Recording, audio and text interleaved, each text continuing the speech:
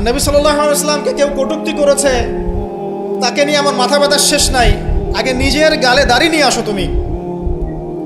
আমি 5 ওয়াক্ত সালাতই আদায় করি না, ইসলামকে নিয়ে কেউ যদি ব্যঙ্গ করে আমি এমন শোডাউন শুরু করি যাতে মনে হয় আমি একমাত্র পাক্কা মুসলিম, আর কেউ মুসলিমই না। আগে নামাজ পড়েন 5 ওয়াক্ত, নবীর সুন্নাহগুলো নিজের উপর আগে ইমপ্লিমেন্ট করেন, নিজের উপর আগে বাস্তবায়ন করেন। সবার আগে এটা কাজ আমাদের। দ্বিতীয় কাজ কি? নিজের পরিবারের মধ্যে ইসলামের নবী সাল্লাল্লাহু আলাইহি ওয়াসাল্লামের যে সুন্নাহগুলো সেটা বাস্তবায়ন করা। এখানে তো কেউ আপনাকে চাপ প্রয়োগ করছে না। আপনি চাইলে আপনার পরিবারটাকে ইসলামিক পরিবার হিসেবে গড়ে তুলতে পারেন। এটা আপনার প্রথম দায়িত্ব, প্রথম দিকের কাজ। নবীর সুন্নাহর উপর থেকে মানুষকেও সুন্নাহর দিকে ডাকা, এটা কাজ। নবীর আদর্শে নিজে আগে এস্টাবলিশ হয়ে দেখানো যে এটাই নবীর সুন্নাহ। আজকে আমাদেরকে দেখলে অনেক সময় মানুষ বাজে মন্তব্য করে, মুসলিমরা যে মাপে কম দিচ্ছে, মুসলিমরা মজুদ করছে, মুসলিমরা সুদ খাচ্ছে, মুসলিমরা ঘুষ নিচ্ছে, মুসলিমরা দুর্নীতি করছে, মুসলিমদের দিকে আঙ্গুল তুলছে সবাই। এই জিনিসগুলো কি নবীর আদর্শ?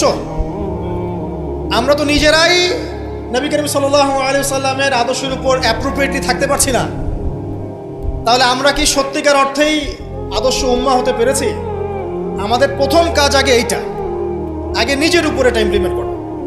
দেখবেন এভাবে যখন আমরা প্রত্যেকেই নবীর সুন্নাহ মেনে চলবো, জীবনে, পারিবারিক জীবনে, ইবাদতে, অর্থনীতিতে, সমাজে, চলাফেরায়, মুআমালাতে, দেখবেন ইনশাআল্লাহ তাআলা আস্তে আস্তে দেখবেন পরিবেশ পরিস্থিতি সব পরিবর্তন হবে। তাই প্রথম নসিহত, অনেকেই কিছু উগ্রপন্থী কমেন্ট করে থাকেন ফেসবুকে, এইটা ওইটা, এগুলোতে যাবেন না প্রিয় ভাইয়েরা। এগুলো আমাদের দিনের জন্য উল্টা ক্ষতি ডেকে আনবে। এবং যারা ইচ্ছাকৃতভাবে মুসলিমদেরকে উস্কায়, তারা চায় যে মুসলিমরা এমন কোনো কাজ করুক যাতে তারা মুসলিমদেরকে ডমিনেট করার কোনো সুযোগ খুঁজে পায়।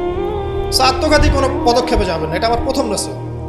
এবার আসেন, আমরা কয়েকটা পয়েন্টে দেখাবো নবী সাল্লাল্লাহু আলাইহি ওয়াসাল্লাম আসলে কেমন চরিত্রের মানুষ ছিলেন, কি করেছেন, এবং দিন শেষে তিনি কি পেয়েছেন, আমাদেরকে কি দিয়ে গেছেন, এবং আমাদের বেসিক্যালি তার জীবনী নিয়ে কি কি কাজ করা দরকার। আমি জাস্ট এতটুকু কথা বলে আজকে খুব শেষ করব।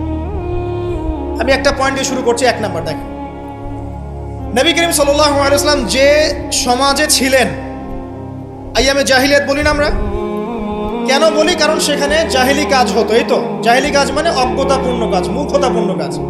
তাহলে জাহেলকে যে জাহিলিয়াতের কাজ করে সেই জাহেল, আলেমকে যে ইলম অনুযায়ী আমল করে সে আলেম, একইভাবে জাহেল সে যে জাহিলিয়াতের কাজ করে। আইয়ামে জাহিলিয়াতে নবী সাল্লাল্লাহু আলাইহি ওয়াসাল্লাম যখন নবী হচ্ছেন বা নবী হওয়ার আগে পরের সময়টা আপনি একটু সিরাত ঘাটাঘাটি করে দেখেন, দেখবেন ওখানে মেইন সমস্যা ছিল শিরক। আল্লাহ পাকের একত্ব